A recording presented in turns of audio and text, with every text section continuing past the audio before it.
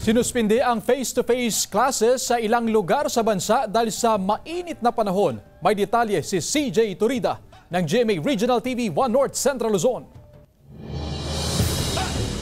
Sa nagalipas na 2 araw, naglalaro sa 43 hanggang 45 degrees Celsius ang heat index sa Dagupan City. Nasa ilalim na ito ng danger category ayon sa Pag-asa. Ito rin ang dahilan kung bakit nagdeklara ng suspension ng face-to-face classes ang Schools Division Office of Dagupan City simula kahapon hanggang sa Biyernes. Sa tala ng DepEd Region 1, kabilang din sa nagdeklara ng suspension ng face-to-face classes ang mga bayan ng Malasiki, Manawag, Mga Taram, Mapandan, San Fabian, San Jacinto, Santa Barbara at Urdaneta City.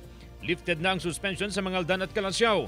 Samantala, suspendido rin ang face-to-face classes sa lahat ng antas ng pampubliko at pribadong paaralan sa Angeles City sa Pampanga ngayong araw, April 3. Nagpatupad na rin ang Batangas City Integrated High School ng blended modular and distance learning dahil sa tindi ng init ng panahon. 3 araw ang in-person classes at 2 araw ang modular. Nagpatupad din ng modular classes ang ilang lokal na pamahalaan sa Albay dahil sa init ng panahon. Kahapon, half-day lamang ang face-to-face classes sa lahat ng paaralan sa Pulangi, Ginubatan at Kamalig habang kanselado maghapon ng F2F sa Libon.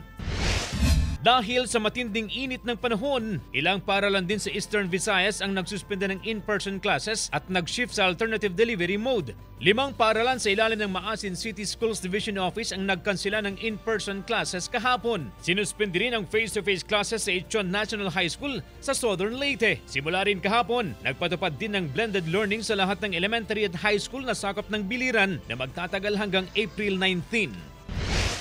Bunsod din ng mainit na panahon, nagsuspende ng in-person classes sa pribado at pampublikong paaralan sa General Santos City. Nagpatupad din ng distance learning ang Buenavista Integrated School sa Zamboanga City. Samantala, nagpaalala si Vice President at DepEd Secretary Sara Duterte na may mandato ang DepEd na magpatupad ng blended learning dahil sa nararanasang init ng panahon. Pwedeng mag-switch to blended learning ang ating mga paaralan kung meron silang mga nakikita na mga iba't ibang problema. Kasama na dito kung mainit ang panahon. Mula sa GMA Regional TV 1 North Central Luzon, CJ Turida, nagbabalita para sa GMA Integrated News.